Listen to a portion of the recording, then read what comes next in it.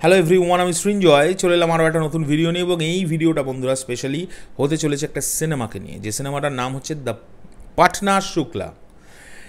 এই সিনেমাটা Disney Hotstar থেকে জাস্ট কিছুক্ষণ আগেই আমি শেষ করেছি দেখা, এবং আমার যেরকম লেগেছে আমি তোমাদের সঙ্গে সেটাই শেয়ার করতে চলে এসেছি। কিছুক্ষণের মধ্যে আমি আরও একটি সিনেমার রিভিউ আনবো, সেটা হচ্ছে ক্রিউ, যে সিনেমাটা গতকালকে আমি দেখে এসেছিলাম, কিন্তু অনেক রাত হয়ে গেছিলো বলে আমি রিভিউ করতে পারিনি। যাই হোক, এখন শুরু করা যাক এই সিনেমাটা নিয়ে কথা। বন্ধুরা, পাটনা শুক্লা সিনেমাটা একটা আমি মাস্ট ওয়াচ বলবো না, বাট সকলের একবার দেখা উচিত। বন্ধুরা, একটা নতুন ট্রেন্ড হয়েছে, যেটা তোমরা খুব লক্ষ্য করে দেখবে। আমাদের তো পশ্চিমবাংলায় প্রচুর, বাদ দাও সারা ভারতবর্ষ জুড়ে স্ক্যামের পর স্ক্যাম ধরা পড়ছে রিসেন্টলি। এবং সেই স্ক্যামগুলো নিয়ে কিন্তু, যেগুলো এখন ধরা পড়ছে সেগুলো নিয়ে কিন্তু খুব সেদিনও বাকি নেই, খুব দ্রুত দেখবে তোমরা ওয়েব সিরিজ তৈরি হচ্ছে, সিনেমা তৈরি হচ্ছে, হবেই।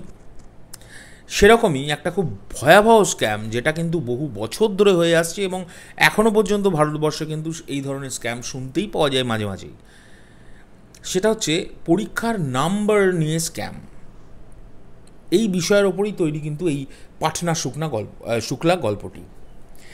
এখানে অভিনয় যারা করছেন সকলকে আমি চিনি না, কিছু জনকে চিনি যাদের দেখে বড় হয়েছি, যেমন রবিনা টন্ডনজি, সতীশ শুক্লাজি। উনি আর আমাদের মাঝে নেই।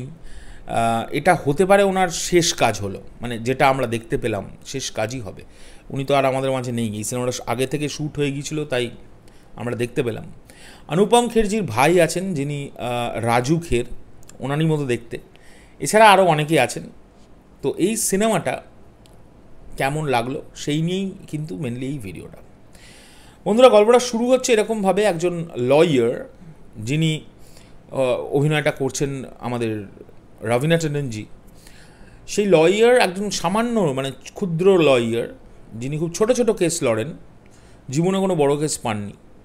তার কপালে একটি মহিলা এসে জোটে, যিনি একজন স্টুডেন্ট, এবং তিনি ক্লেম করেন যে আমি পরীক্ষায় এত নাম্বার এক্সপেক্ট করেছিলাম, বাট আমায় ফেল করে দেওয়া হয়েছে। ফেল আমার করারই কথা নয়, কম নাম্বার তো দূরের কথা, ফেল করারই কথা নয়, আমার প্রচুর নাম্বার পাওয়ার কথা। তা রবিনা টন্ডন প্রথম দিকে ভাবে যে এই হয়তো পাস করতে পারেনি বলে নানান রকম বলছে। তারপরে গল্পটা আস্তে আস্তে এগোতে থাকে, এবং এমন এমন জিনিস খুলাসা হতে থাকে একটা ছোট্ট বিষয় নিয়ে, যারা নাম্বার, এবং স্ক্রুটিনি করতে দেওয়া হয়েছিল পরীক্ষার খাতাটাকে। তারপরেও নাকি সেই মেয়েটাকে ফেলই করানো হয়। কেন? আর মেয়েটা বলছে আমি গ্যারান্টি দিচ্ছি আমি ফেল করার তো কথাই নয়, বরঞ্চ আরও ভালো নাম্বার পাওয়ার কথা, ভালো মার্কস। বাট সেটা না পেয়েও আমি কিন্তু মানে সে তাই আপনার কাছে আপনার দ্বারস্থ হয়েছি কেস করতে ওই ইনস্টিটিউশনের বিরুদ্ধে। তো বন্ধুরা, এই ধরনের স্ক্যাম কিন্তু ভারতবর্ষে প্রচুর হচ্ছে। এটা কিন্তু একদম একটা ট্রু ইনসিডেন্টের ওপর তৈরি, ওরা কিন্তু কোনো জায়গায় বলে দেয়নি এটা। কিন্তু তোমরা যদি খুব খুব মন দিয়ে সিনেমাটা দেখো, এবং যারা খবরের কাগজ বা নিউজ পোর্টালসকে ফলো করে, তারা এই ধরনের কেসের ওপরে খবর কিন্তু বেশ বছর আগেও কিন্তু দেখেছে, এবং এখনও সেটা হচ্ছে, অনেক সময় হচ্ছে, অনেক সময় সেটা আমাদের চোখের সামনে আসছে না। এবং অবশেষে গল্পটা যেভাবে শেষ করা হয়, আমি শিওর তোমরা দেখলে কিন্তু অবাক হবেই। হ্যাঁ, তোমরা বিশাল ঝটকা পাবে, এমন কি একদম মানে দেখে ফেললাম, যে ক্যামেরা স্ক্রিপশন দেখে ফেললাম, দেখে মাথা খারাপ হয়ে গেছে ভাই, এরম নয়। এই ব্যাপারটা একটা সোশ্যাল ইস্যুর ওপর তৈরি করা, এবং এটা যারা খুব মানে সেন্সিবল পারসন তাদের খুব ভালো লাগবে। 12 ফেল তোমরা দেখেছো, মানে 12 ফেল, ওই প্যাটার্নেরই গল্প এটা, কিন্তু একদম আলাদা, কিন্তু পুরো অন্য। আমি বলছি না এটা কপি বা কিছু। আমার সকলের অভিনয় খুব ভালো লেগেছে, স্পেশালি সতীশ কৌশিকজি তো দুর্দান্ত অল টাইম। ওনার মতো মানে সেন্স অফ হিউমার, মানে ওনার অভিনয়ের যে সেন্স এগুলো নিয়ে কথা বলার যোগ্যতাই নেই আমার। তাও আমি এটাকে অ্যাপ্রিসিয়েশন দেওয়ার জন্য বলছি। উনি তো আর আমাদের মাঝে নেই, আমরা আর ওনাকে দেখতে পাবো না, তো ওনার এই কাজগুলো থেকে যাবে। দুর্দান্ত অভিনয়। রবিনা টন্ডনজি, ওনাকে তো ছোটো থেকে ড্যাশিং, মানে বিউটিফুল, কি বলবো, মানে স্টানিং অভিনেত্রী সবসময় লেগেছে। এখন ওনার বয়স হয়েছে, সেই বয়স অনুযায়ী উনি একটা একদম ম্যাচিওর ক্যারেক্টার প্লে করছেন, যেটা দেখেও খুব ভালো লাগছিল। এবং যেটা আমি খুব আনন্দ পেয়েছি, আরবাজ খান, সলমান খানজির ভাই, এটা কিন্তু প্রডিউস করেছেন। আরও একজন কো প্রডিউসার আছেন, আমি নামটা এক্ষুনি ভুলে যাচ্ছি, কিসাম ছাব্বর না কিসাম নাম।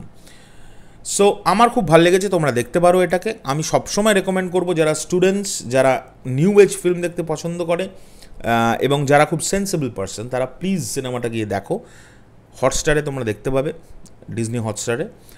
আর তোমরা অবশ্যই কিন্তু আমায় কমেন্ট করে জানিও, যারা যারা দেখেছো এখনও, বা যারা যারা এখন দেখোনি, দেখে তারপরে কিন্তু জানিও। আর আমার রিভিউ দেখে সিনেমাটা দেখো না, এটা আমি রিকোয়েস্ট করছি। তোমরা দেখে নিয়ে আমার রিভিউটা যদি দেখো, খুব উপকার হয়, মানে আমার ভালো লাগবে যে ভাই তোমরা তারপরে বলো যে আমি ঠিক বলছি না ভুল বলছি। এবং বেশ কিছু এমন এমন সমাজের জিনিসপত্র উঠে এসছে এই সিনেমাটার মাধ্যমে, যেটা কিন্তু আমাদের সামনে খোলসা করে অনেক কিছু, তা একবার দেখাই যায়। যাই হোক, আমার যা মতামত একজন সাধারণ দর্শক হিসেবে আমার মনে হয়েছে তোমাদের সঙ্গে শেয়ার করলাম। এবার আমার যদি কোনো ভুলচুক হয়ে যায়, নিজে কোনো মাফ করে দিও। আর যদি ভিডিওটা ভালো লেগে থাকে তাহলে লাইক কমেন্ট শেয়ার করে দিও, বন্ধুকে জানিও যে এরকম একটা মোটামতো মানুষ চেষ্টা করছে ভিডিও তৈরি করার, যতটুকুনি হোক না হোক। টাটা।